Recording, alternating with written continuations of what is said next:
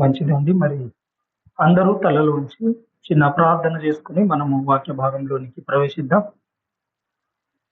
మహాగణుడవు, పరిశుద్ధుడవు, భూమి ఆకాశమును కలిగించినటువంటి మా గొప్ప దేవ, మీ ఘనమైన శ్రేష్టమైన నామానికి కృతజ్ఞతాస్తుతులు చెల్లిస్తున్నాము తండ్రి. ఆత్మ సంబంధమైన పాటలు పాడుకొని మిమ్మల్ని మహిమపరచడానికి ఇది వరకు తండ్రి మాకు మీరు కృప చూపించారు. పాటల ద్వారా మీరు మహిమను పొందుకొని ఉన్నారని మేము నమ్మి విశ్వసించి ప్రార్థిస్తున్నాము తండ్రి.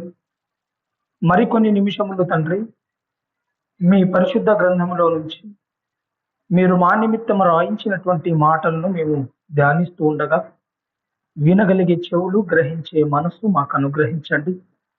నిలబడినటువంటి నేను తండ్రి దేనికి యోగ్యత లేనివాడను, బలహీనుణ్ణి, అయోగ్యుడను తండ్రి.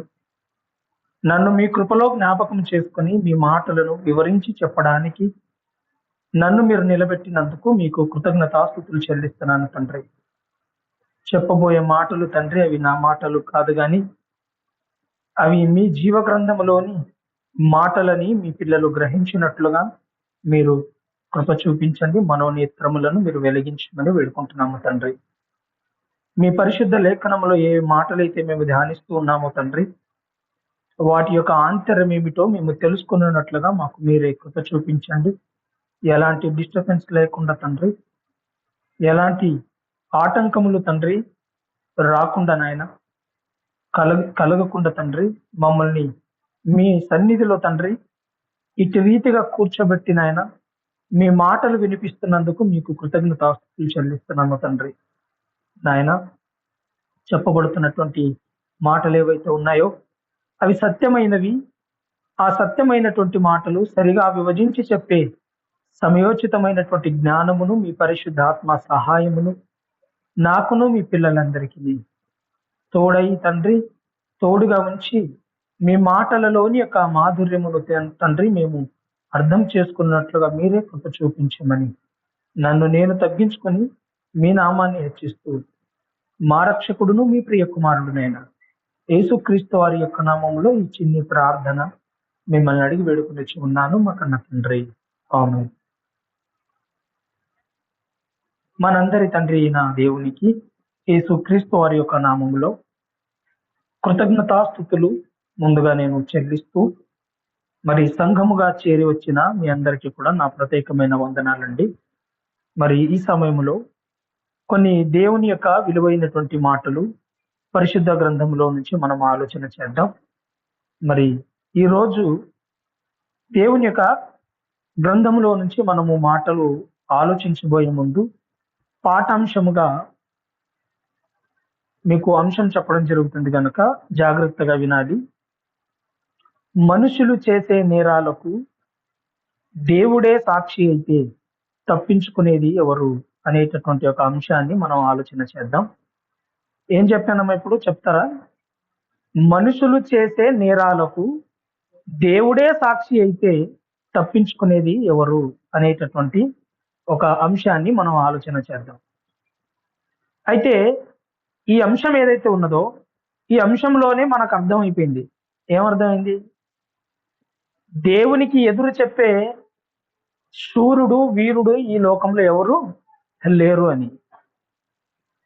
అయితే మనిషి చేస్తున్నటువంటి నేరం ఏంటి?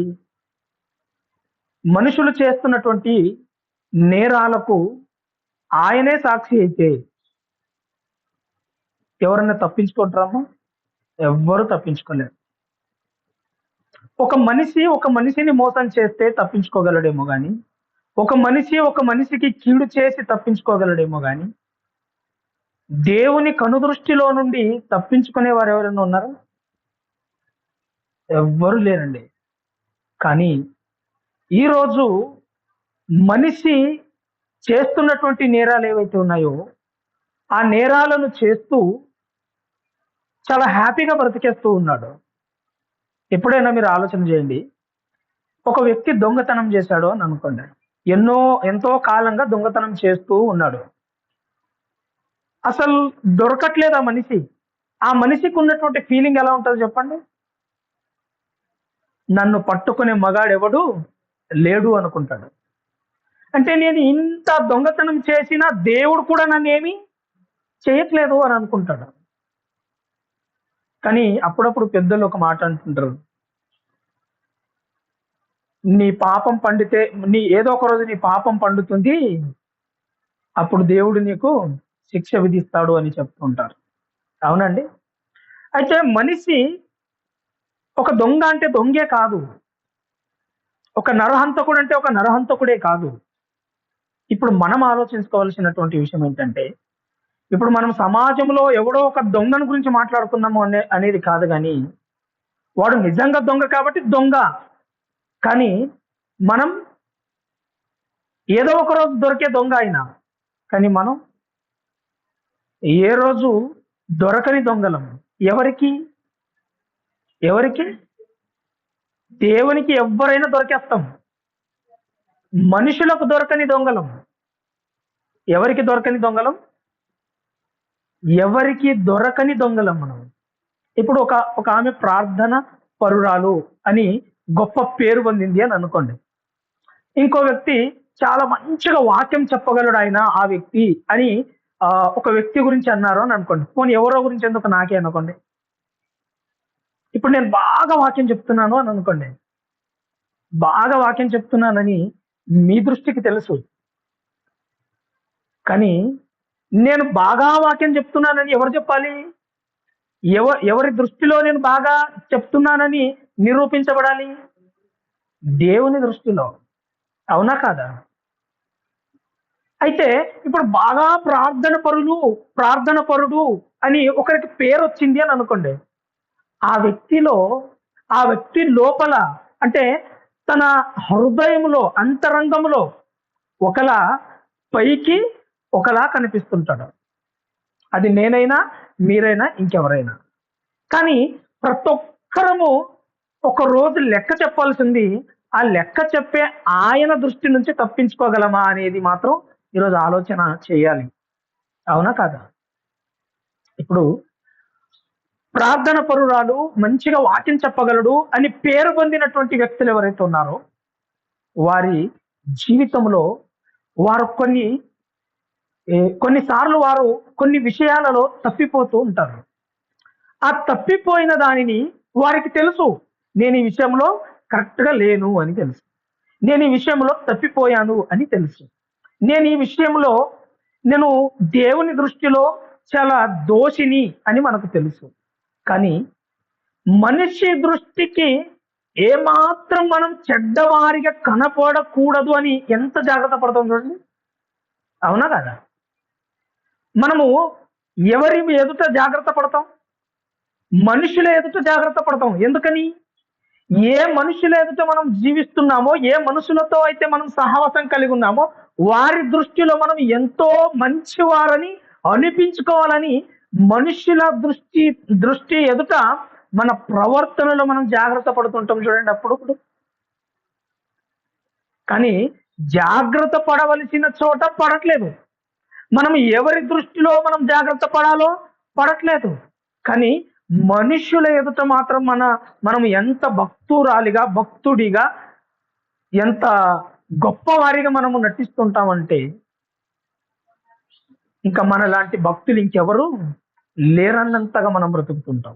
అవునా కాదా?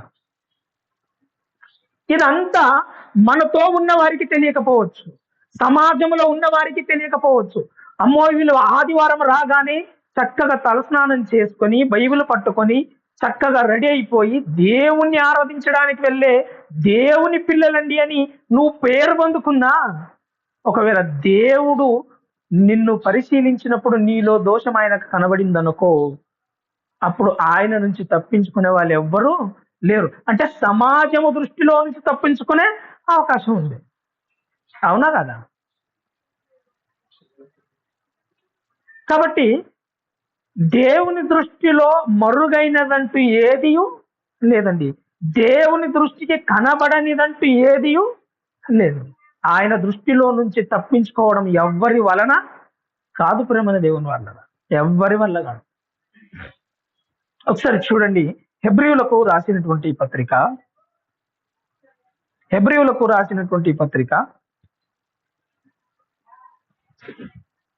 4వ అధ్యాయము, హెబ్రీయులకు రాసినటువంటి పత్రిక 4వ అధ్యాయము 13వ వచనాన్ని జాగ్రత్తగా మనం చదివి ఆలోచించే ప్రయత్నం చేద్దాం. మరియు మరియు ఆయన దృష్టికి కనబడని సృష్టము ఏదియూ లేదు, మనము ఎవనికి లెక్క చెప్పవలసినదో ఆ దేవుని కన్నులకు సమస్తమును మరుగులేక తేటగా కనబడుచున్నది, తేటగా ఉన్నది.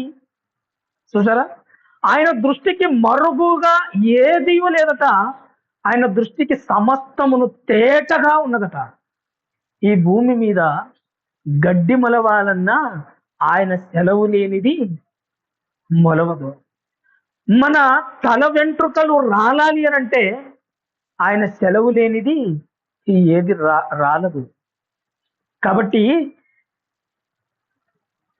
మనం ఎవరికి లెక్క చెప్పవలసి ఉన్నదో ఆ దేవుని కన్నులకు సమస్తమును మరుగులేక తేటగా ఉన్నది.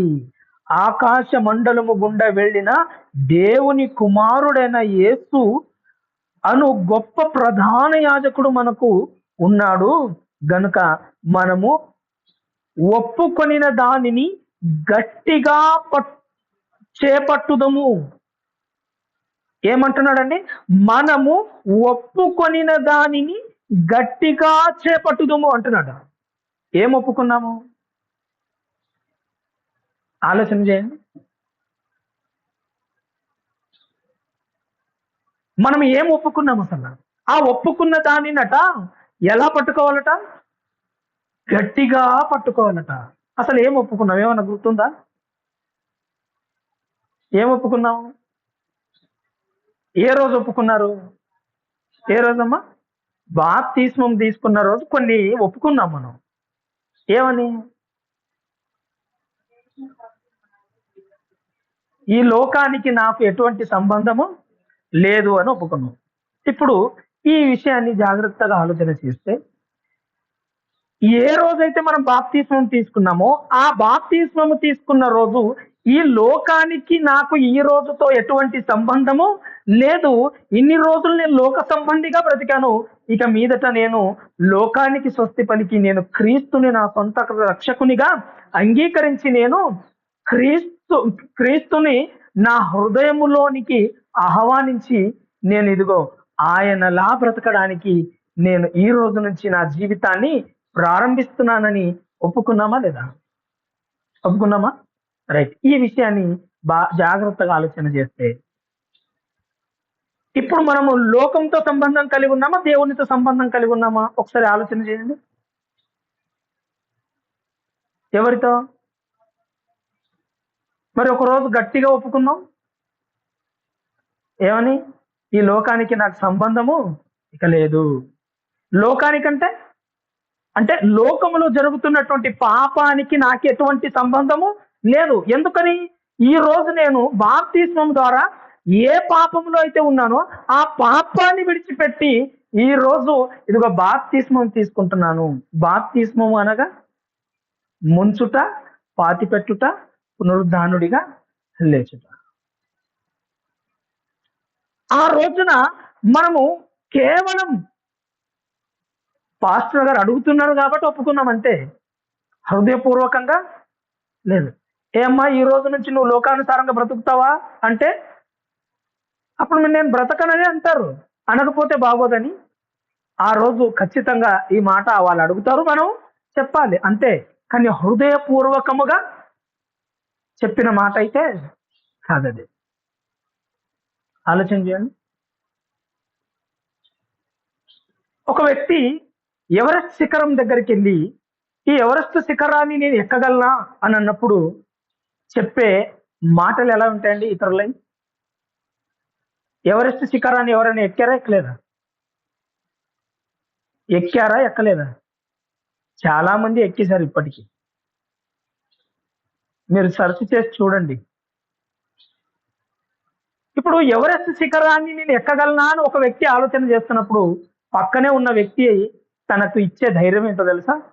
ప్రయత్నిస్తే సక్సెస్ అయిపోయి, ప్రయత్నించకుండానే నేను ఎక్కగలనా అంటే ఎలా ఎక్కుతావు? ఎక్కడానికి ప్రయత్నం చేయి. 1-2 సార్లు ఫెయిల్ అవ్వచ్చు, 10 సార్లు ఫెయిల్ అవ్వచ్చు. ప్రయత్నిస్తే మాత్రం ఫలితం దక్కుతుంది. నువ్వు ఎవరెస్ట్ శిఖరాన్ని ఎక్కగలవు అని చెప్తాడు మనిషి. అవునా కదా?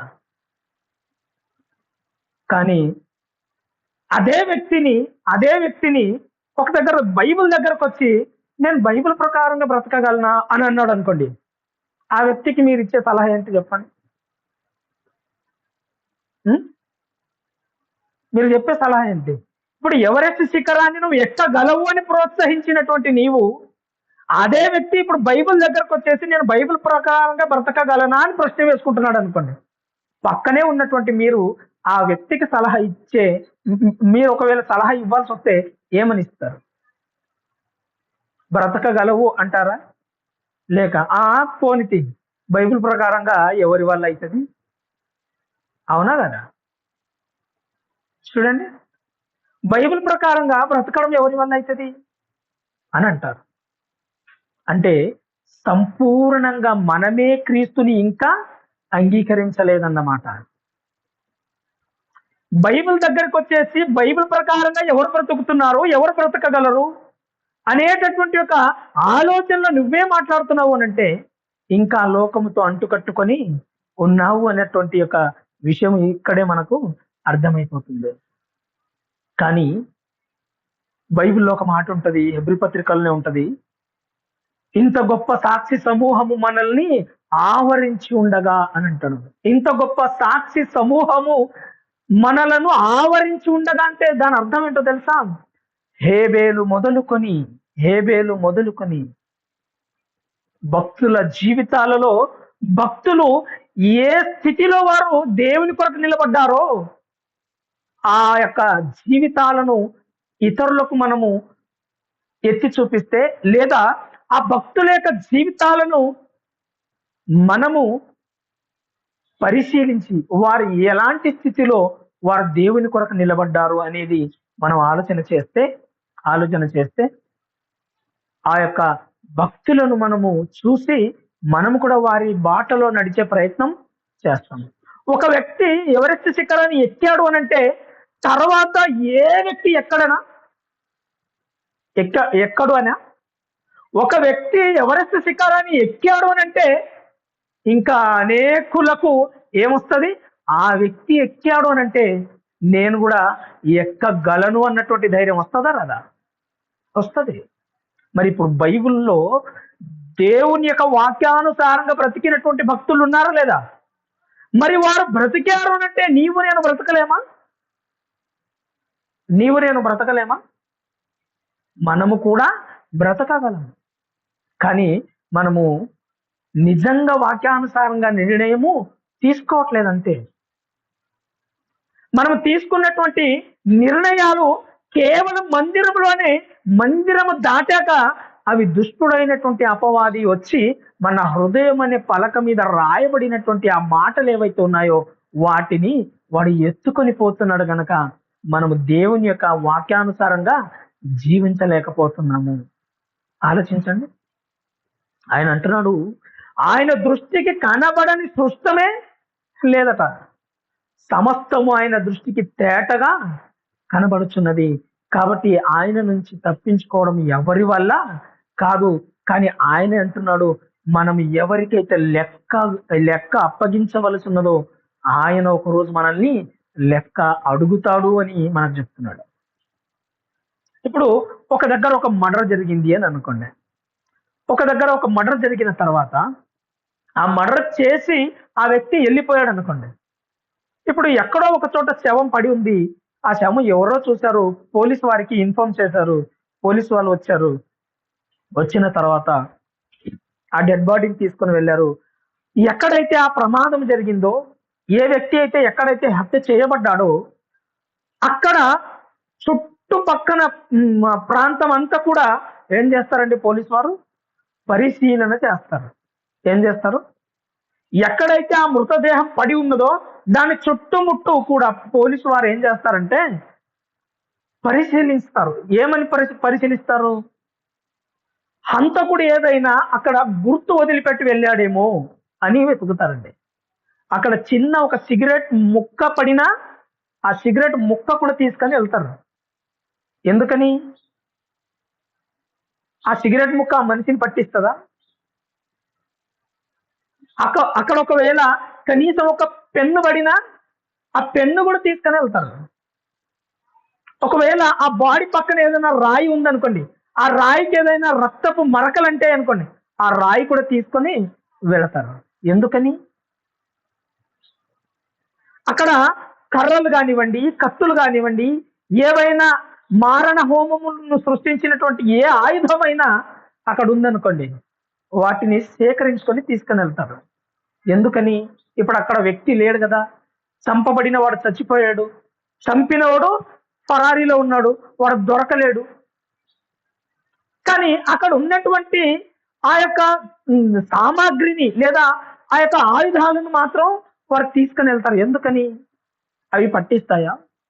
ఆలోచించండి. ఇప్పుడు ఒక వ్యక్తి, ఆ వ్యక్తి ఎవరైతే ఆ వ్యక్తిని హత్య చేశాడో, హత్య చేసే ముందు ఒకవేళ ఆ వ్యక్తి సిగరెట్ తాగాడు అనుకోండి, ఆ సిగరెట్ ముక్క అక్కడ పడింది అనుకోండి, ఆ సిగరెట్ ముక్క మీద ఏముంటుందో తెలుసా అండి? ఆయన వేలి ముద్ర ఉంటుంది. ఆ మనిషిని ఈజీగా పట్టిస్తుంది. అవునా కాదా? ఆ తాగి పాడేసినటువంటి ఆ సిగరెట్ ముక్క మీద తన వేలి ముద్రలు ఉన్నాయని, ఏ వ్యక్తి వేలి ముద్రలు ఇవి అని అది పట్టిస్తున్నప్పుడు, ఇప్పుడు దేవుని కంట్లో నుంచి మనం తప్పించుకునే మార్గం ఏదైనా ఉందా? ఆలోచన చేయండి. అంటే నువ్వు దేనిని అయితే ఉపయోగించావో ఒక వ్యక్తిని హత్య చేయడానికి, దేనినైతే నువ్వు ఉపయోగించావో ఆ ఉపయోగించినటువంటి ఆ యొక్క ఆయుధమే నిన్ను పట్టిస్తుంది. ఎందుకు? దాని మీద నీ ఏలి ముద్రలు ఉన్నాయి గనక.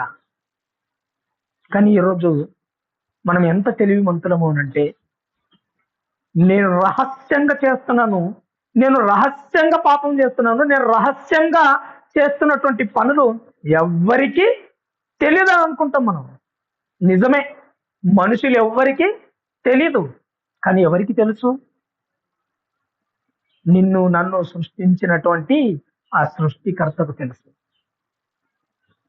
విచిత్రం ఏంటంటే, మనం ఫోన్లో సీక్రెట్ గా దూరం వెళ్ళి మాట్లాడుతుంటాం, లేదంటే ఎవరికి వినబడకుండా మాట్లాడుతుంటాం.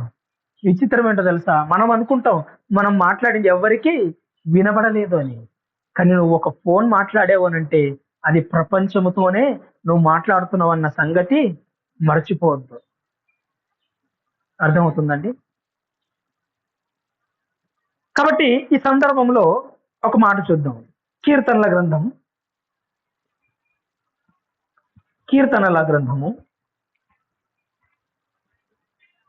4వ అధ్యాయము,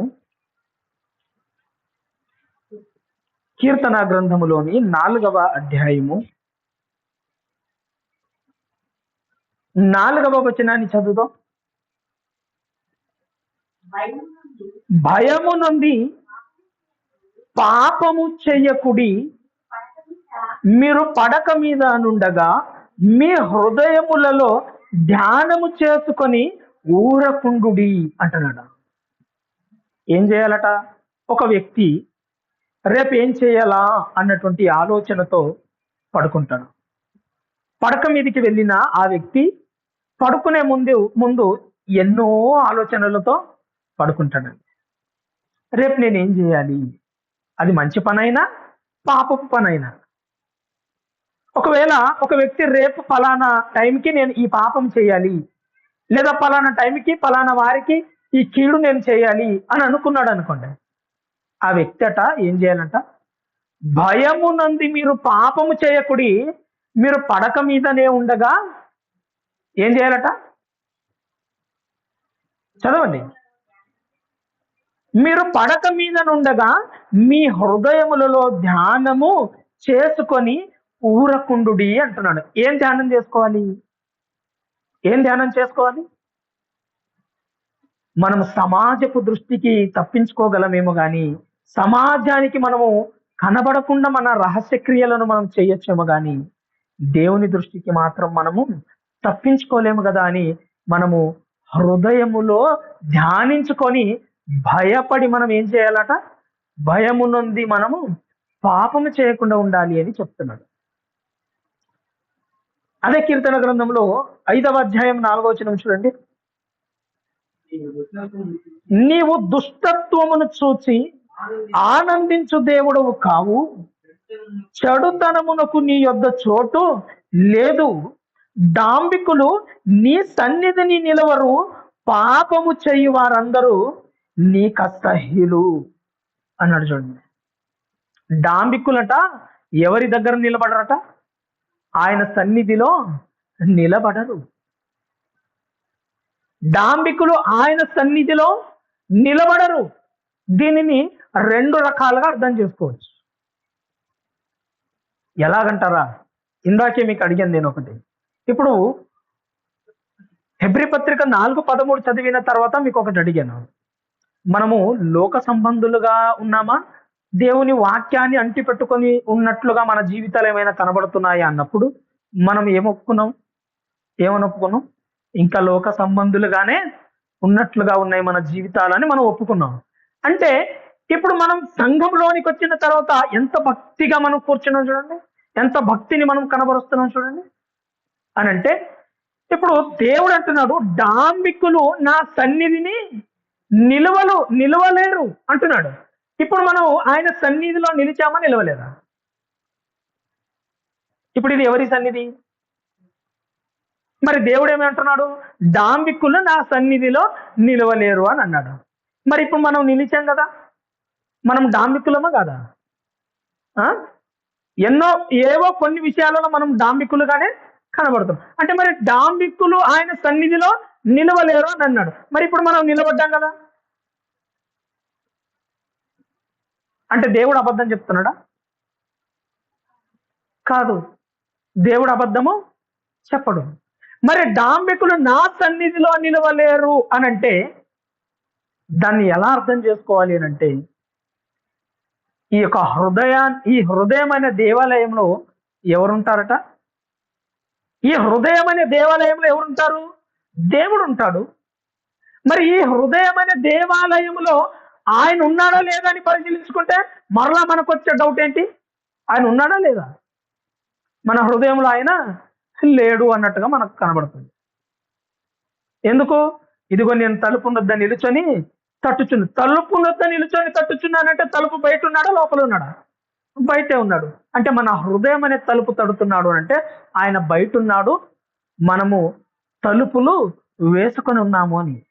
అంటే డాంబికులు నా సన్నిధిలో నిలబడరు అని అంటే వాక్యమందు స్థిరముగా నా పిల్లలు నిలబడలేరు. ఎవరు వాళ్ళు?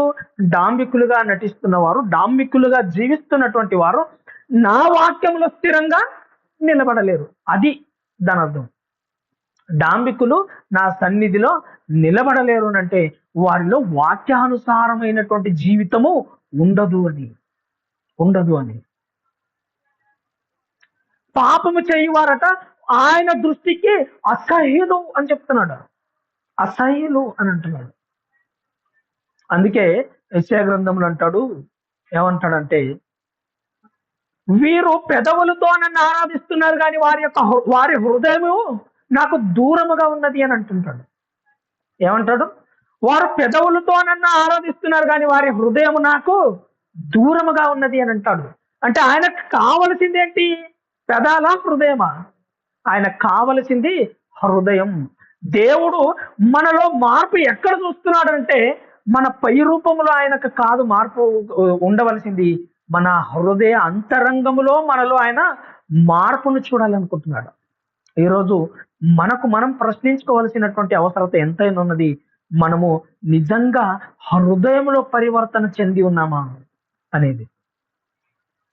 దేవుడు హృదయ అంతరంగాన్ని పరిశీలించినప్పుడు ఆ హృదయ అంతరంగము ఆయన దృష్టికి ఎలా కనబడాలి? పరిశుద్ధముగా కనబడాలి అంటున్నాడు. నా దృష్టికి మరుగైనది ఏదియూ లేదు, సమస్తమును ఆయనకు తేటగా కనబడుచున్నది అంటున్నాడు. చూసారా? అంటే ఎవరికి వారు మనం ఆలోచించుకోవాల్సినటువంటి విషయం ఏంటిది అని అంటే, ఒక టాబ్లెట్ తయారైంది అని అనుకోండి. దాని మీద మ్యానుఫ్యాక్చర్ డేట్ ఉంటుంది, ఎక్స్పైరీ డేటు ఉంటుంది. అది ఎప్పుడు తయారు చేయబడిందో ఉంటుంది, అది ఎప్పుడు ఎక్స్పైరీ అయిపోతుందో ఉంటుంది. ఇప్పుడు ఆ తయారు చేయబడినటువంటి టాబ్లెట్ ఏదైతే ఉందో అది ప్యాక్ అయింది. ఆ ప్యాక్ అయిన తర్వాత అది మెడికల్ స్టోర్లోకి వచ్చింది. ఆ మెడికల్లో దాన్ని డబ్బాలో వేసి పెట్టారు. రోజులు గడుస్తూ ఉన్నాయి అనుకోండి, రోజులు గడుస్తూ ఉన్నాయి. ఇప్పుడు దాని ఆయుష్ పెరుగుతుందా తగ్గుతుందా? ఏమవుతుంది? అది పెరుగుతుందా తగ్గుతుందా? తగ్గుతూ వస్తుంది. ఎందుకని? ఇప్పుడు ఆ టాబ్లెట్ ప్లేస్ లోనికి మనల్ని తీసుకోండి. మనం ఒక రోజు పుట్టాము, ఒక రోజు ఏమవుతాము? చచ్చిపోతాం. అంటే ఈరోజు ఆదివారం కదా, రేపు ఏం వారం వస్తుంది? సోమవారం వస్తుంది. రేపు సోమవారం వస్తుంది కాబట్టి మన ఆయుష్కాలం పెరిగిందా తగ్గిందా? ఏమైంది? తగ్గిందా పెరిగిందా? తగ్గుతుంది. అంటే మనకు తెలుసు మన జీవితంలో మనకివ్వబడినటువంటి ఆయుష్కాలము రోజు రోజుకి తరిగిపోతుందన్నటువంటి విషయం మనకు అర్థమైందా? తెలుసా తెలీదా? తెలుసు. ఇప్పుడు నేను అడుగుతున్నాను, అంటే ఒక్క విషయంలో చాలా ఘాటుగా చెప్పాలంటే మనకు మరణ దినం అనేది రోజుకు దగ్గర అవుతుంది అని, అవునా? రైట్. ఇప్పుడు నేను అడుగుతున్నాను, మరణానికి దగ్గర అవుతున్నా మనకి ఎవరంటే భయం లేదు? దేవుడు అంటే అస్సలు భయం లేదు. దేవుడు ఏం చెప్పాడు? ఆజ్ఞాతిక్రమము పాపం అన్నాడు. పాపము వలన వచ్చు జీతము, అంటే పాపము చేస్తే ఏమొస్తుంది? మరణం వస్తుంది. ఆ మరణము ఏ మరణం? అది అగ్ని ఆరదు, పురుగు చావదు. అంటే ఆ అగ్ని ఆరదు, పురుగు చావదు అన్నటువంటి ఆ భయము మనకున్నా మనం ఎవరంటే భయపడం? మరలా దేవుడు అంటే మనకు భయమే లేదు. చూసారా? అంటే మనిషి ఏమనుకుంటున్నాడు అంటే, దేవునికి కూడా కనబడకుండా నేను పాపం చేస్తాను అంటున్నాడు. ఇప్పుడు నేను ఎన్నో రోజుల నుంచి తాగుతున్నాను, నాకేమైనా అయిందా అని అనుకుంటున్నాడు. నేను ఎన్నో రోజుల నుంచి తాగుతూ ఉన్నాను, నాకేమైనా అయిందా అని అనుకుంటున్నాడు మనిషి. మీకు రీసెంట్గా మా మామగారి యొక్క ఫోటోలు ఎవరికో చూపించినట్టున్నా, నాకు సరిగ్గా గుర్తులేదు, ఎవరికో చూపించినట్టున్నా. స్టేటస్, మా మామ చనిపోయినప్పుడు స్టేటస్ పెడితే అందరూ చూశారు. ఆయన ఎందుకు చనిపోయారో తెలుసా? ఆయనకు నోటికి క్యాన్సర్ రోగం వచ్చింది. క్యాన్సర్ రావడం వలన నోటి నుంచి నీళ్లు లేదు, ఆహారం కూడా లేదు. మరి ఎక్కడి నుంచి ఆయనకు ఆహారం ఇవ్వాలన్నా, నీళ్ళు ఇవ్వాలన్నా ఎక్కడి నుంచి ఇవ్వాలి అని అంటే, సరిగ్గా ఇక్కడ ఒక హోల్ వేశారు. మీకు నేను ఫోన్లో ఉన్న ఫొటోస్ చూపిస్తాను. సరిగ్గా ఇక్కడ ఒక హోల్ వేసి, ఇంత పొడుగ్గా ఒక పైప్ వేసి, ఆ పైపులో నుంచి వాటర్ అయినా, ఆ పైపులో నుంచి జ్యూస్ అయినా, ఏం పంపించాలన్నా ఆ పైపులో నుంచే పంపించాలి. బాగా మీరు ఆలోచన చేయండి. అసలు దేవుడు సిస్టమ్ ఎక్కడి నుంచి పెట్టాడు? ఆహారము తినాల్సిన సిస్టమ్ ఎక్కడి నుంచి పెట్టాడు? నోటి నుంచి. చక్కగా నీ చేతులారా ముద్దలు కలుపుకొని ఎక్కడి నుంచి తినాలి? నోటితో తినాలి. ఇప్పుడు నీలోనికి నోటితో కాకుండా వేరే మార్గం గుండా ఆహారం వెళుతుంది అని అంటే దాని అర్థం ఏంటి? దేవుడు నీకు ఇచ్చినటువంటి ఆయుష్కాలాన్ని అర్థాంతరంగా నీవే ముగించుకుంటున్నావు అన్నమాట. అప్పుడు దేవుడు అడుగుతాడు, నీ కాలమునకు ముందుగా నీవు ఎలా చనిపోదువు అని అడుగుతాడు. అయ్యా, నీకు ఒక 100 సంవత్సరాలు ఇచ్చాను, నువ్వు చూస్తే 50కే వచ్చావు ఇక్కడికి. నేను 100 సంవత్సరాలు ఇచ్చి పంపిస్తే నువ్వేమో 50కే వచ్చావు, ఏంటి సంగతి అని చూస్తాడు. కానీ తాగినన్ని రోజులు ఈయన ఏమనుకున్నాడు? నేను ప్రతిరోజు కచ్చా తాగుతాను, అయినా నాకేమైనా అవుతుందా అని అనుకుంటాడు. అయ్యేదాకా తెలీదు. ఆయన చనిపోయినప్పుడు మా బావగారే ఆయన దేహాన్ని శుభ్రపరుస్తున్నారు. కడుగుతున్నప్పుడు ఇక్కడంతా మొత్తం పురుగులు పట్టిపోయాయి. కడుగుతున్నప్పుడు పురుగులు పడుతున్నాయి. ఆలోచించండి ఇంకా. అంటే దేవుడు మనకు ఆయుష్ను, ఆరోగ్యమును ఎందుకు ఇస్తున్నాడు అనంటే, మీకు ఇవ్వబడినటువంటి ఆయుష్కాలము సరిగ్గా మీరు వినియోగించుకొని, మీకు ఇవ్వబడినటువంటి ఆరోగ్యము సరిగ్గా కాపాడుకొని, భూమి మీద నా పిల్లలుగా మీరు కొందరికి మాదిరికరంగా బ్రతికి మీరు నా దగ్గరికి రావాలి. కానీ మీరేం చేస్తున్నారో తెలుసా?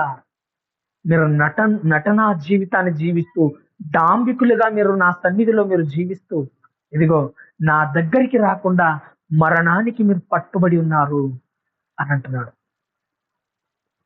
మరణానికి మీరు పట్టుబడి ఉన్నారు. మీరందరినీ పోగొట్టుకోవాలని నాకు లేదు. మిమ్మల్ని నేను పోగొట్టుకోలేను. మీరందరూ నాకు కావాలి అంటున్నాడు. ఇప్పుడు మనకు కూడా ఉన్న ధైర్యం అదే కదా. ఈ రోజు మనం ఏదో ఒకటి పాపం చేసాం, రేపు మనం బ్రతికే ఉన్నాం. నిన్న ఏదో ఒకటి చేసాం, ఈ రోజు ఇంకా సజీవంగానే ఏమైనా అయిందా? ఏం కాలేదు. చేసిన పాపమునకు శీఘ్రముగా శిక్ష విధించకపోవడం వలన మనిషికి ఏమైంది? అలుసైపోయింది. దేవుడంటే లెక్క లేకుండా పోయింది. అందుకే ఆయన అంటున్నాడు, ఇదిగో మీరు భయము నుండి పాపము చెయ్యకండి అని చెప్తున్నాడు. పాపము అనగానే మనం పెద్ద పెద్దవి ఊహించుకోవాల్సిన అవసరము లేదు. ఒక మాట చూద్దాం. ప్రసంగి గ్రంథం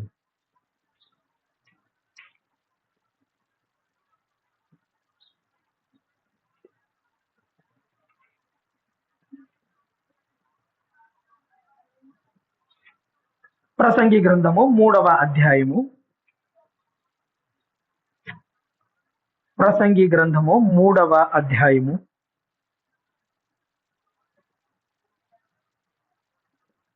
16వ వచనం జాగ్రత్తగా ఆలోచన చేద్దాం. ప్రసంగి గ్రంథకర్త రాస్తూ ఆయన ఒక విషయాన్ని మనకు తెలియజేస్తున్నాడు. మరియు లోకమునందు అన్నాడు. మరియు లోకమునందు విమర్శ స్థానమున దుర్మార్గత జరుగుటయు, న్యాయముండవలసిన స్థానమున దుర్మార్గత జరుగుటయు నాకు కనబడెను అంటున్నాడు. ఇక్కడ జాగ్రత్తగా ఆలోచన చేద్దాం. ప్రసంగి గ్రంథకర్త సొలొమోను, మహాజ్ఞాని అయినటువంటి సొలొమోను గారు అక్కడ ఒక విషయాన్ని మనకు తెలియజేస్తూ ఉన్నారు. ఆ విషయం ఏంటి? మనం జాగ్రత్తగా ఆలోచన చేసే ప్రయత్నం చేద్దాం. మరియు లోకమునందు అన్నాడు. విమర్శ స్థానమున అంటే, విమర్శ స్థానమున అంటే ఆ స్థానాన్ని మనం ఏమని పిలుస్తాం? ఇప్పుడు న్యాయస్థానము, కోర్టు అని పిలుస్తాం మనం, అవునా? ఆయనకేం కనబడిందంట?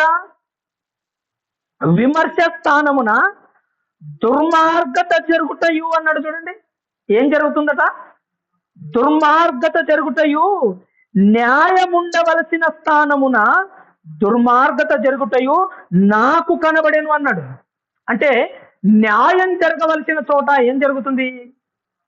అన్యాయము జరుగుతుంది అని చెప్తున్నాడు. కొన్ని సందర్భాలలో మనం చెయ్యని పాపానికి, చెయ్యని తప్పుకు కూడా శిక్ష అనుభవించాల్సిన పరిస్థితి మనకి ఏర్పడుతుందండి, అవునా కాదా? ఎప్పుడైనా ఫేస్ చేశారా మీరు? మనము ఏం చేయలేదు, మనం చేయకూడని దానికి కూడా శిక్ష అనుభవిస్తూ ఉంటాం. అయితే ఇది ఎక్కడ కనబడిందంట? ఆయనకి న్యాయం ఉండవలసిన చోటనట న్యాయం కనబడలేదట, దుర్మార్గత ఆయనకు కనబడిందంట. అంటే అన్యాయం ఆయనకు కనబడింది అని. ఇప్పుడు కోర్టులో ఇద్దరు అడ్వకేట్లు వాదోపవాదాలు జరిగిస్తుంటారు. ఇద్దరు నేరస్తులను నిలబెట్టినప్పుడు వారు అడుగుతున్నప్పుడు ఎవరైనా సరే నాది తప్పండి అని ఒప్పుకుంటారా? న్యాయస్థానంలోకి వెళ్ళి ఎవరైనా సరే నేను ఎలాగైనా ఈ కేసును గెలవాలి అనుకుంటాడే తప్ప అవును నాది ఇందులో తప్పు ఉంది అని ఎవరైనా ఒప్పుకుంటారా? ఒప్పుకోరు. పోనీ తప్పు చేసిన వాని పక్షాన లాయర్ గారు ఏమని వాదిస్తారు?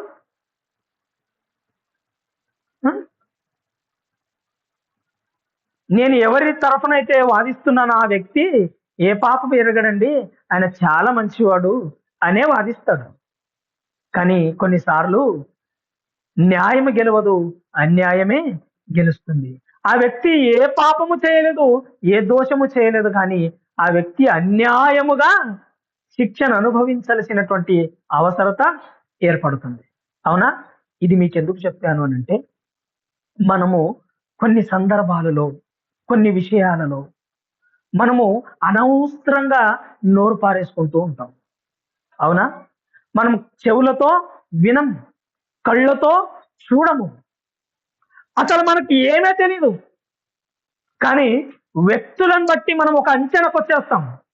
వ్యక్తులను బట్టి మనం కొన్ని అంచనాలకు వచ్చేస్తాం, కొన్ని నిర్ణయాలు తీసేసుకుంటాం.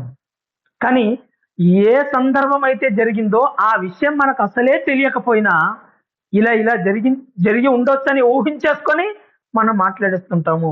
ఆ మాట కాస్త వారి నోట వీరి నోట ప్రాకి అది ఏమైపోతుంది? అబద్ధం కూడా నిజమైపోతుంటది.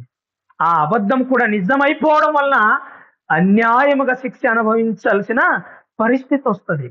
అన్యాయముగా మచ్చపడే పరిస్థితి ఏర్పడుతుంటది. కానీ మనం ఎవరి గురించైనా మాట్లాడాలి అనుకున్నప్పుడు మనము ఎలా మాట్లాడాలి? కళ్ళతో చూసి ఉండాలి, చెవులతో విని ఉండాలి. అప్పుడే మనం మాట్లాడాలి ఏది నిజమో ఏది అబద్ధమో అని. న్యాయము ఉండవలసిన చోట ఆయనకు అన్యాయం కనబడిందట.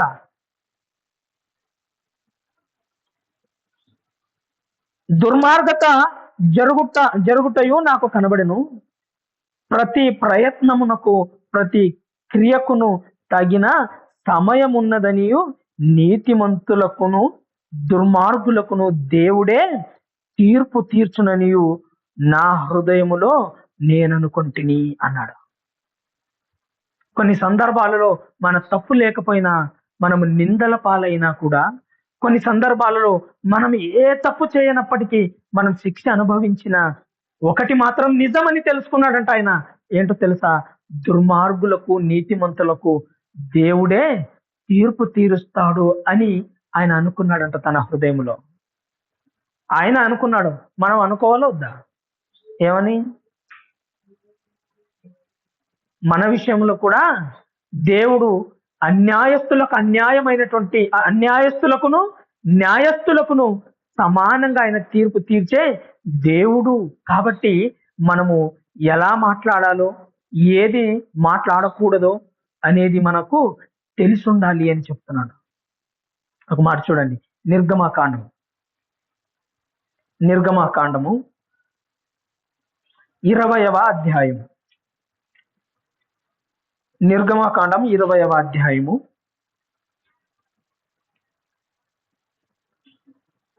16వ వచనం చూద్దాం. నీ పొరుగువాని మీద అబద్ధ సాక్ష్యములు పలకకూడదు. నీ పొరుగువాని ఇల్లు ఆశింపకూడదు. నీ పొరుగువాని భార్యనైనను, అతని దాసునైనను, అతని దాసినైనను, అతని ఎద్దునైనను, అతని గాడిద అయినను, నీ పొరుగువాని దగ్గు దేనినైనను ఆశింపకూడదు అని చెప్పెను.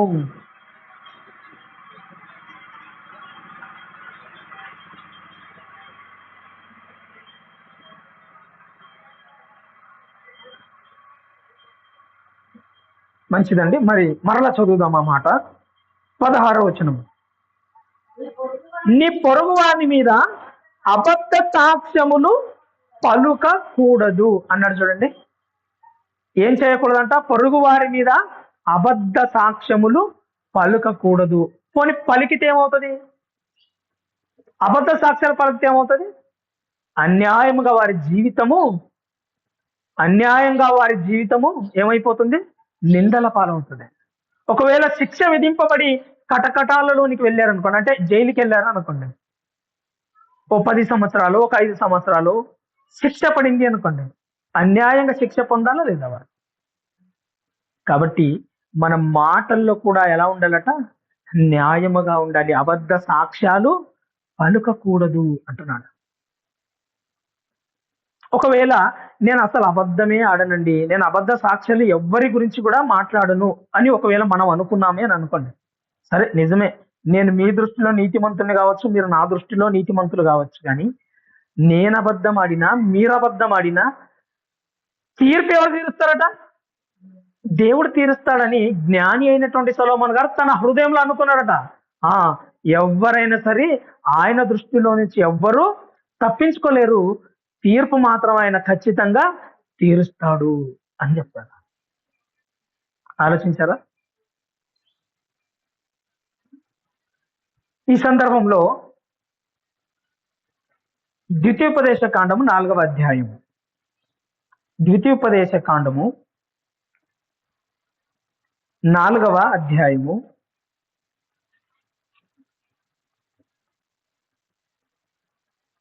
25వ వచనం చదువుదాం. మీరు పిల్లల పిల్లలను కని ఆ దేశమందు బహుకాలము నివసించిన తరువాత మిమ్మును మీరు పాడు చేసుకొని ఏ స్వరూపము కలిగిన విగ్రహమైనను చేసి నీ దేవుడైన యెహోవాకు కోపము పుట్టించి ఆయన కన్నుల ఎదుట కీడు చేసిన ఎడల మీరు ఈ యోర్దాను దాటి స్వాధీనపరచుకొని పోవు దేశములో ఉండకుండా త్వరలోనే బొత్తిగా నశించిపోదురని భూమి ఆకాశములను మీ మీద సాక్షులుగా ఉంచుచున్నాను అని అన్నాడు. సందర్భం ఏంటిది అని అంటే, ఇశ్రాయేలు ప్రజలను గురించి మాట్లాడుతున్నాడు.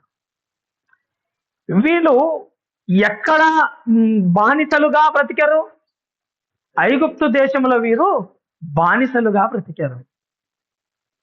ఐగుప్తు దేశంలో బానిసలుగా బ్రతుకుతున్నటువంటి వీరి యొక్క మూలుగులను విన్నటువంటి దేవుడు వీరిని కనికరించి వీరి మీద జాలిపడి వీరిని ఐగుప్తులో నుంచి ఎక్కడికి తీసుకొని వస్తున్నాడు? కనాను దేశానికి తీసుకొని వస్తున్నాడు. కనాను దేశానికి తీసుకొని వస్తున్నప్పుడు వీరు మధ్య మధ్యలో దేవుని దృష్టికి అహిష్టులుగా కనబడ్డారు. మాకు ఈ అరణ్యంలో నీళ్ళు ఎవరిస్తారు? మాకు ఈ అరణ్యంలో ఆహారం ఎవరిస్తారు? మమ్మల్ని ఈ అరణ్యంలో చంపడానికి తీసుకొచ్చావా అన్నటువంటి సనుగులు వీరు కనిగారు. వీరు బానిసలుగా బ్రతుకుతున్నప్పుడు ఐగుప్తు దేశంలో దేవుడు చేసినటువంటి అద్భుతములు వీరికి తెలీదా? వీరు కళ్ళారా చూశారు కదా, చెవులారా విన్నారు కదా. ఇదిగో ఐగుప్తు దేశంలో నుంచి బయటికి వచ్చిన తర్వాత వస్తున్నటువంటి మార్గంలో ఎర్ర సముద్రం అడ్డుగా వస్తే వెనక ఫరో సైన్యము తరుముకుంటూ వస్తే అప్పుడు అద్భుతం చూడలేదా? వీళ్ళు కళ్ళతో చూడలేదా? ఎర్ర సముద్రాన్ని 2 పాయలుగా చీల్చాడు దేవుడు. నీటిని ఏం చేశాడు? గోడగా కట్టాడు. ఆరిన నేల మీద వీరిని ఏం చేశాడు?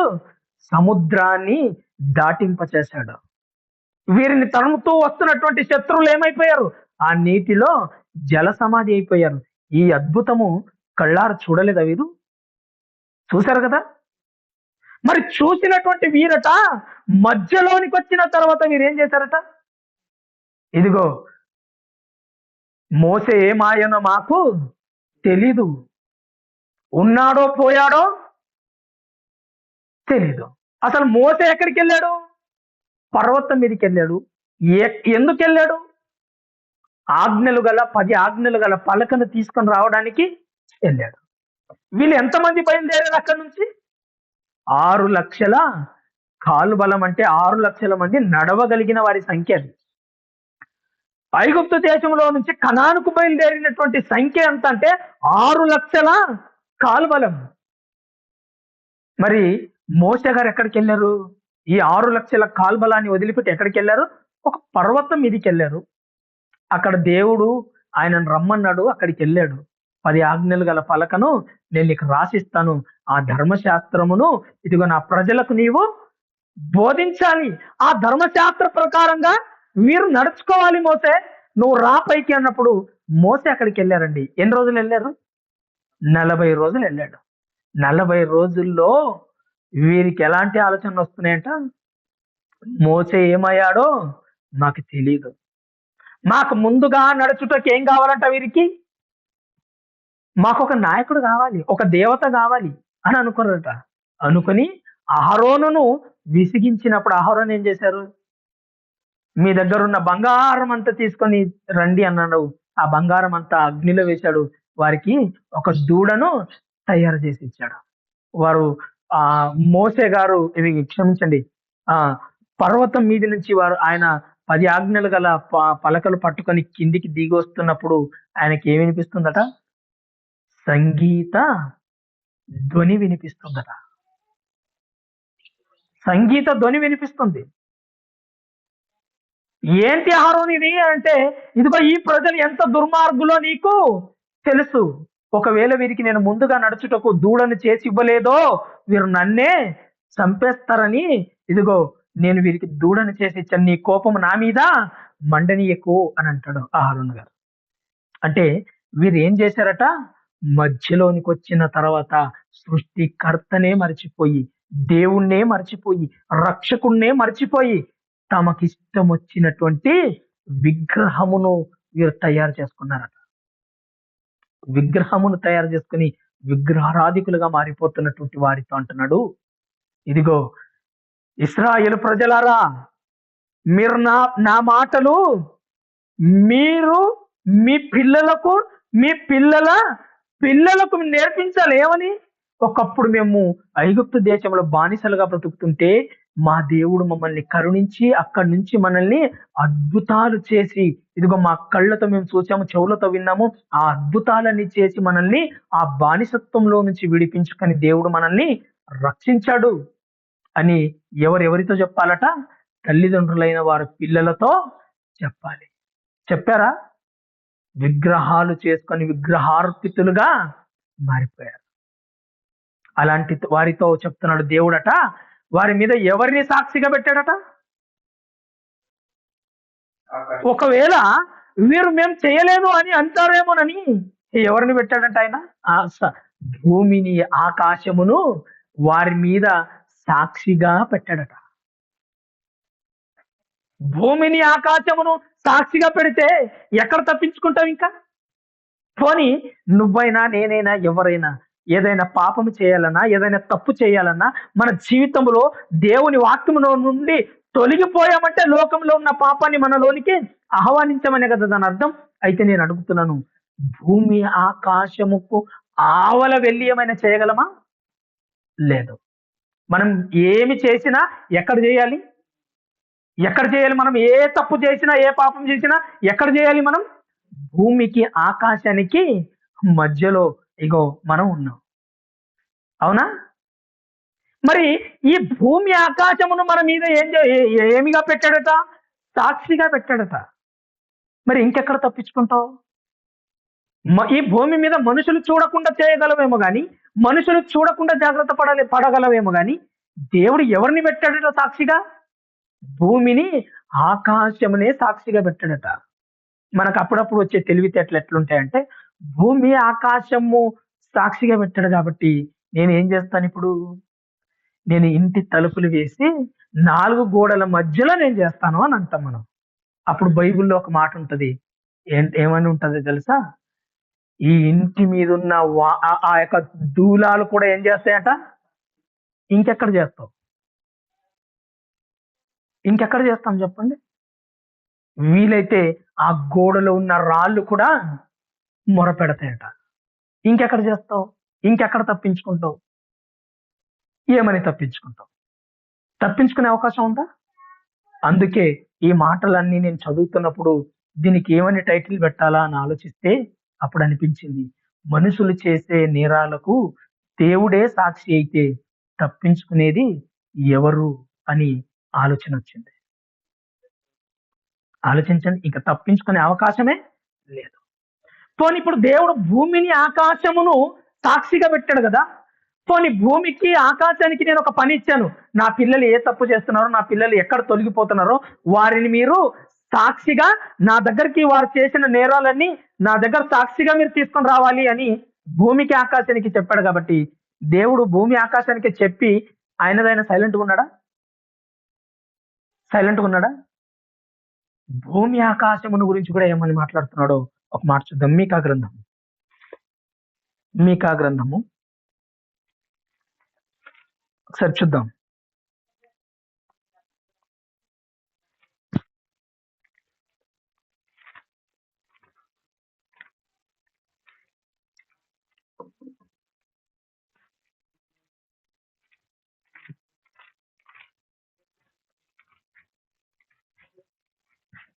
మీకా గ్రంథము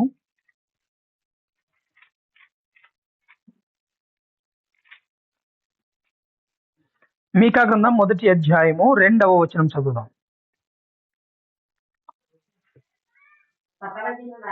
సకల జనులారా ఆలకించుడి, భూమి నీవును అంటున్నాడు. చూడండి, ఎవరితో మాట్లాడుతున్నాడు ఇప్పుడు? ప్రారంభంలో ఎవరితో మాట్లాడాడు? సకల జనులారా ఆలకించండి అని చెప్పి ఇప్పుడు జనుల మీద ఎవరికి పెట్టాడు సాక్షిగా? భూమిని ఆకాశమును పెట్టాడు. ఇప్పుడు ఎవరితో మాట్లాడుతున్నాడు? నెక్స్ట్ ఇప్పుడు మాట్లాడుతున్నాడు చూడండి, భూమితో. సకల జనులారా ఆలకించుడి, భూమి నీవును అంటున్నాడు. చూడండి, భూమి నీవును అంటే ఎవరితో మాట్లాడుతున్నాడు? ఆయనకి పేరు పెట్టి పిలుస్తున్నాడు. చూడండి, ఒక మనిషిని పిలిచినట్టుగా మాట్లాడుతున్నాడు. చూడండి, నరసింహ నీవును విను అన్నట్టుగా మాట్లాడుతున్నాడు. చూడండి, నీలేష్ నువ్వును విను అన్నట్టుగా మాట్లాడుతున్నాడు. చూడండి, ఎవరితో? అది భూమితో మాట్లాడుతున్నాడు. ఎందుకు? భూమి మీద కూడా ఆయనకు నమ్మకము లేదు. ఏమని? ఎందుకని లేదు ఆయనకు నమ్మకం? ఒకరోజు పరలోకములో నా సముఖములో, నా సన్నిధిలో ఒకడు పాపము చేశాడు. ఒకడు తన వైపుకు దేవదూతలను తిప్పుకున్నాడు. ఇప్పుడు ఈ భూమి ఎవరు అనుకుంటున్నారు? ఒక దేవదూత. ఆకాశం ఎవరు అనుకుంటున్నారు? ఒక దేవదూత. ఈ వాయువు ఎవరు అనుకుంటున్నారు? అదొక దేవదూత. నీళ్ళు ఎవరు అనుకుంటున్నారు? అదొక దేవదూత. వీళ్ళంతా ఎవరు అనంటే దేవదూతలు. అర్థమైందండి? అందుకే అంటున్నాడు, భూమి నీవును నీలోనున్న సమస్తమును చెవి అగ్గి వినుడి అన్నాడు. భూమి నీవును నీలో ఉన్న సమస్తమును అంటే భూమిలో ఉన్నటువంటి సమస్తము వినాలట. మరి భూమిలో ఏముంది? ఇంకా ఈ భూమిలో ఏమేముంది? ఏముంది భూమిలో? నీళ్ళుంది. మనకు ఐరన్ ఎక్కడి నుంచి వస్తుంది? ఎక్కడి నుంచి వస్తుంది? భూమిలో నుంచే వస్తుంది. చూసారా? అంటే భూమి నీవును నీలో ఉన్న సమస్తమును వినుడి అంటున్నాడు. వినుడి, ప్రభువు యెహోవా మీ మీద సాక్ష్యము పలకబోచున్నాడు. ఎవరి మీద సాక్ష్యం పలుకుతున్నాడంట దేవుడు? ఎవరి మీద? భూమి ఆకాశముల మీద. ఇదిగో మీ మీద కూడా నేను సాక్షిగా ఉన్నాను. ఇంకెవరు తప్పించుకుంటారు చెప్పండి? అక్కడ భూమి ఆకాశానికే దిక్కు లేదు తప్పించుకొని పోవడానికి. ఇంకా మనం ఎంతటి వారం? ఆలోచించండి. ఈరోజు మనుషులు చేసే నేరాలు ఎలా ఉన్నాయండి? ఎవరైనా దొంగలు వస్తారేమో అని మనం ఏం చేస్తాం? ఇంటి దగ్గర కెమెరాలు పెట్టుకుంటాం. అవునా? పెట్టుకుంటామా? పోనీ కెమెరాలు పెట్టుకున్నా దొంగతనాలు జరుగుతున్నాయా లేదా? పోనీ ఆ కెమెరా ఏం చేసింది ఇప్పుడు నీకు? దొంగతనం చేయడం ఏమైనా ఆపిందా? కెమెరాలు పెట్టాడు, ఇంటి దగ్గర కెమెరాలు పెట్టాడు, దొంగ వచ్చాడు, దొంగతనం చేస్తున్నాడు. మనిషి లేచి చూశాడు. చూసినప్పుడు ఆ దొంగను ఈ వ్యక్తి పట్టుకున్నాడు. ఇప్పుడు దొంగ, అయ్యా బాబు వదులు బాబు, వదులు బాబు, కాలు మొక్తా ఏలు మొక్తా అంటాడా? ఏమంటాడు? చేతికి ఏది దొరికితే దానితో కొట్టి చంపేసి వెళ్ళిపోతాడు. అవునా? ఇప్పుడు అలాగే వచ్చి నా కళ్ళ ముందు జరిగినటువంటి, అంటే కళ్ళ ముందు అంటే నేను ఎవరి ఇంట్లో అయితే రెంటుకున్నానో, అంటే నా పెళ్లి కాక మునుపు వారింట్లో దొంగ పడ్డాడండి. దొంగ పడిన తర్వాత ఆ దొంగ అక్కడ ఉన్నటువంటి బంగారము డబ్బంతా ఎత్తుకొని గేటు దూకి వెళ్ళిపోతున్న సమయంలో ఆ లేడీస్, ఇంట్లో ఉన్నటువంటి లేడీస్ ఆయన కాలు పట్టుకొని లాగింది. వాడు కింద పడ్డాడు. కింద పడిన తర్వాత కొట్టి చెవులు కోసి మరీ తీసుకొని వెళ్ళాడు బంగారాన్ని. ఇప్పుడు నేను అడుగుతున్నాను, కెమెరా పెట్టావు కదా, ఎందుకని? సేఫ్టీ కొరకు. కెమెరా ఎందుకు పెట్టారని అడగండి. కెమెరా పెట్టిన వారిని మీరు ఎందుకు పెట్టారు అంటే సేఫ్టీ కొరకు. ఏ సేఫ్టీ కొరకు? ఎవరన్నా దొంగలు వస్తారేమోనని. ఇప్పుడు కెమెరా ఉన్నా కూడా దొంగ ఇంట్లోకి వచ్చాడు, ఉన్నదాన్ని దోచుకొని వెళ్ళిపోతున్నాడు. ఒకవేళ నువ్వు పట్టుకుంటే నేను చంపేసి, ఇప్పుడు నేను అడుగుతాను, కెమెరా నిన్ను చంపుతున్నప్పుడు కెమెరా నిన్ను ఆపిందా? ఆపలేదే.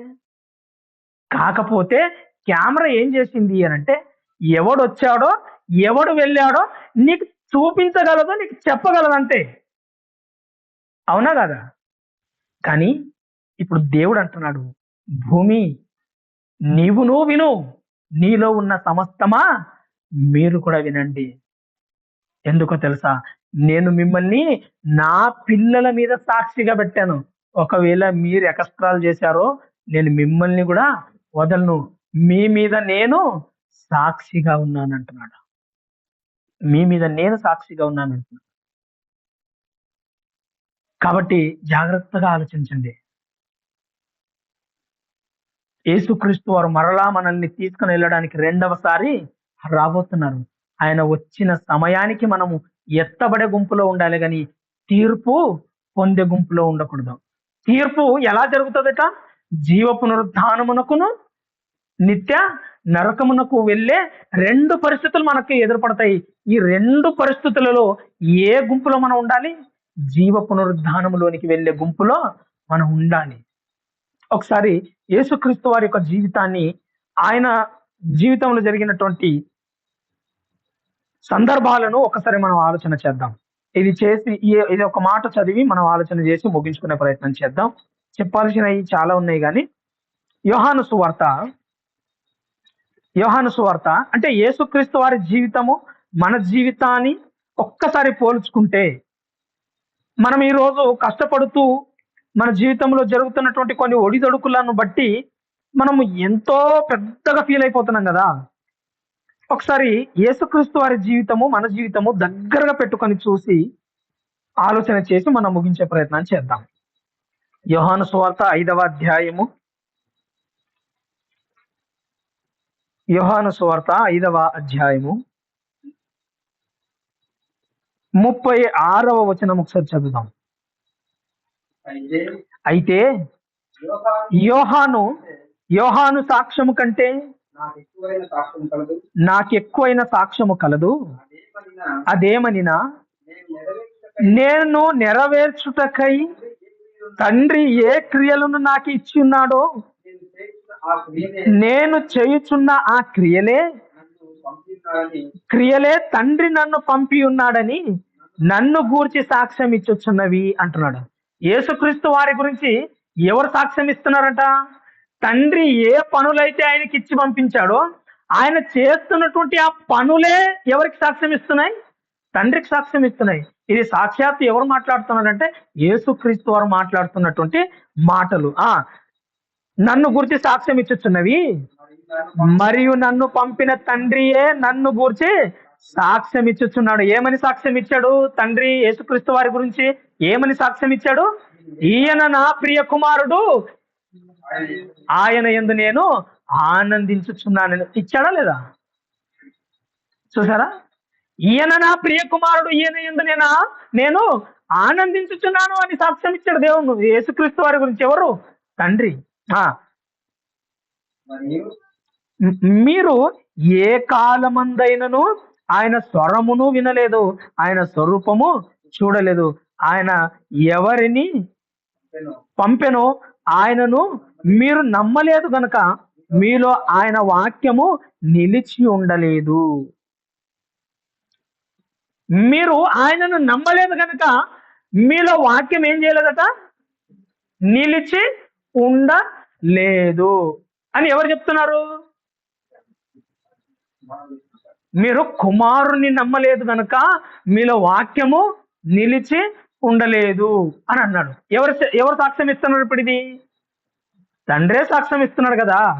ఇప్పుడు నేను మీకు అడుగుతున్నాను, నాలో వాక్యం నిలిచి ఉన్నది అన్నవారు ఎవరైనా? ఆ? అంటే వాక్యం మనలో నిలిచి లేదు అని అంటే మనం ఏం చేసినట్టంట? అక్కడ రాయబడింది, మీరు ఆయనను నమ్మలేదు గనక మీలో వాక్యము. అంటే ఇప్పుడు మనము దేవుని నమ్ముతున్నామా నమ్మట్లేదా? ఇంతకీ నమ్ముతున్నామా నమ్మట్లేదా? నమ్ముతున్నాం. మరి నమ్ముతున్నామంటే వాక్యం ఉందా? లేదు. చూసారా? సాక్ష్యం ఎవరు ఇస్తున్నారట? దేవుడే సాక్ష్యం ఇస్తున్నాడు. ఏమని? దేవుణ్ణి నమ్ముతున్నావా అనగానే నమ్ముతున్నాను అని మనం ఒప్పుకున్నామా లేదా? ఇప్పుడు అదే దేవుడు అడుగుతున్నాడు, నీలో వాక్యం ఉందా అని అడుగుతున్నాడు. ఉందంటావా లేదంటావా? ఉందంటామా లేదంటామా? ఇప్పుడు ఆయనే అంటున్న మాట, నేను అంటున్న మాట కాదు. మీరు ఆయనను నమ్మలేదు కనుక మీలో వాక్యం నిలిచి ఉండలేదు. ఇప్పుడు ఒకవేళ వాక్యం నిలిచి ఉంటే మీరు ఎవరిని నమ్మినట్టు? ఆయన పంపిన కుమారుణ్ణి నమ్మినట్టు. మీలో వాక్యం నిలిచి లేదంటే ఆయన పంపిన కుమారుని మీరు నమ్మనట్టే కదా అని సాక్ష్యం దేవుడే చెబుతున్నాడు. ఇప్పుడు మనము వాక్యములో నిలబడి ఉన్నామా, లేదా వాక్యం మనలో నిలిచి ఉందా లేదా అనేది పరిశీలించుకుంటే మన మనస్సాక్షి మనతో చెబుతుంది, మనలో వాక్యము నిలువ లేదు. నమ్ముకున్నాము గాని, దేవుని కుమారుని నమ్ముకున్నాము గాని ఆయనను మన హృదయంలో పెట్టుకోలేదని సాక్ష్యం ఇస్తుంది. ఇప్పుడు చెప్పండి, ఆయన దృష్టిలో నుంచి మనం తప్పించుకునే అవకాశం ఏమైనా ఉందా? అస్సలు లేదు. కాబట్టి మన హృదయాన్ని ఎప్పటికప్పుడు ఏ రోజుకు ఆ రోజు పరిశీలించుకుంటూ దేవుని వాక్యానికి లోబడి వాక్యమందు నిలిచిన వారయ్యుండి, మన ఆయుష్కాలము ప్రతిరోజు తరిగిపోతుంది కనుక ఏ గడియ ఆయన పిలుస్తాడో తెలీదు. ఏ గడియ ఆయన పిలిచినా మనం వెళ్ళడానికి సిద్ధపడి ఉండాలి అంటే మనకు ముందుగా వాక్యం అనేది మన హృదయంలో నిలిచి ఉండాలి. అప్పుడే ఆయన పిలవగానే ధైర్యం వచ్చేస్తుంది మనకు. ఏ క్షణానైనా నేను ఆయన పిలిస్తే వెళ్ళిపోవడానికి సిద్ధమే అన్నటువంటి ఒక ధైర్యము మనకు వస్తుంది. ఒకవేళ ఆ ధైర్యమే లేకుండా మనం పోతున్నాము అనంటే మనకు ఆల్రెడీ తెలిసిపోతుంది, నేను చచ్చిపోతే చనిపోయిన మరుక్షణమే నేను పాతాళములో యాతరకరమైన స్థలములోనికి వెళతానని మన క్రియలే మనకు చెబుతాయి. దేవుడు అన్నాడు కదా, నేను ఎవరినైతే పంపానో ఆయనకు కొన్ని క్రియలు ఇచ్చి పంపించానో ఆ క్రియలే ఆయనను గురించి సాక్ష్యం ఇస్తున్నాయి అని అన్నాడు. క్రియలు ఆయనకే ఇచ్చాడా? మనకి ఇవ్వలేదా? మనకు ఇచ్చాడు. మన క్రియలట ఏమివ్వాలి? సాక్ష్యం ఇవ్వాలి. ఏమని? వీరు దేవుని పిల్లలు అన్నటువంటి సాక్ష్యం ఇచ్చి, ఒకవేళ ఆ క్షణాన మనం పోతే దేవుడు తన హక్కును చేర్చుకుంటాడని ఈ మాటలతో మిమ్మల్ని హెచ్చరిస్తూ, ఇవే మాటలతో నన్ను నేను హెచ్చరించుకుంటూ ఈ మాటలు ముగిస్తున్నాను. చిన్న ప్రార్థన చేసుకుందామండి. మహోన్నతుడా, మహాఘనుడా, పరలోకమందున్న మా కన్న తండ్రి, మీ ఘనమైన శ్రేష్టమైన నామానికి కృతజ్ఞతాస్తుతులు చెల్లిస్తున్నాను తండ్రి. ఈ సమయంలోనైనా మమ్మల్ని మీ కృపలో జ్ఞాపకం చేసుకుని తండ్రి, కొన్ని విలువైనటువంటి మాటలు, మా ఆత్మీయ జీవితాన్ని బలపరిచే మాటలు, మా ఆత్మీయ జీవితాన్ని కట్టుకోగలిగే స్థితిని మాకు మీరు అనుగ్రహించారు తండ్రి. ఆలోచింపచేశారు నాయన. అందును బట్టి మీకు కృతజ్ఞతాస్తుతులు చెల్లిస్తున్నాము తండ్రి. ఈ చెవులతో విని ఈ చెవులతో విడిచిపెట్టే వారిగా కాకుండా మీ పాద సన్నిధిలో మమ్మల్ని నాయన మీ వాక్యమందు స్థిరులుగా మేము ఉండునట్లుగా మాకు మీరు కృప చూపించండి.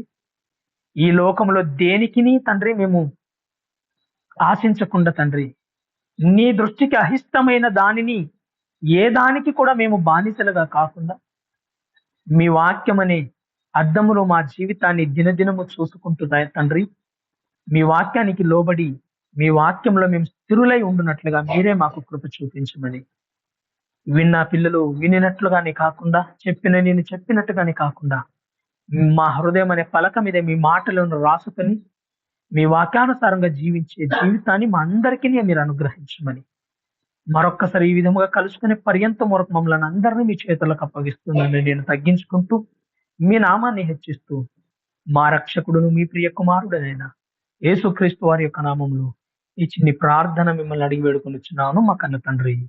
ఆమేన్. అందరికి వందనాలండి.